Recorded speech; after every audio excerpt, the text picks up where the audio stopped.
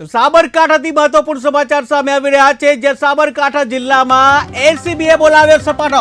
સાબરકાંઠા જિલ્લામાં એસીબીનો સપાટો કે જ્યાં ઈડરના જાદર પોલીસ મથકે 2 કર્મચારીઓ ઝપટમાં આવી ગયા છે, જ્યાં 4 લાખ લઈ એસીબીની ટીમને જોઈ ફરાર થઈ ગયા।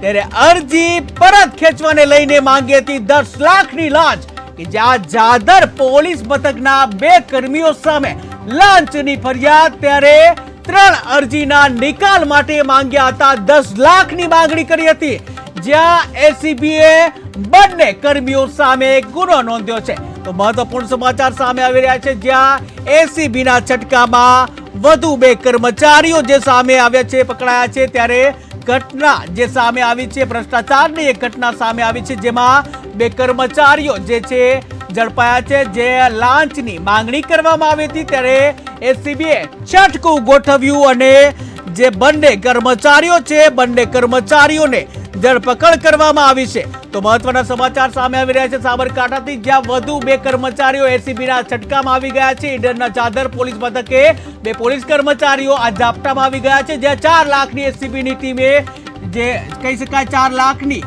જે માંગણી કરી હતી અને 10 લાખની માંગણી કરી હતી, 4 લાખ લઈને આવ્યા હતા। ત્યારે 4 લાખ લેવા આવ્યા, ત્યારે એસીબીની ટીમને જોઈને બંને કર્મચારી જે છે પોલીસ કર્મચારી ફરાર થઈ ગયા હતા। ત્યારે અરજી પરત ખેંચવાને લઈને 10 લાખની લાંચની માંગણી કરી હતી, જ્યાં જાદર પોલીસ મથકના 2 કર્મચારીઓ સામે લાંચની ફરિયાદ થઈ હતી। ત્યારે એસીબીએ છટકું ગોઠવ્યું અને જે 3 અરજીના નિકાલ માટે જે કહી શકાય 10 લાખની લાંચ માંગી હતી, ત્યારે એસીબીએ બંને પોલીસ કર્મી સામે હાલ તો ગુનો નોંધ્યો છે।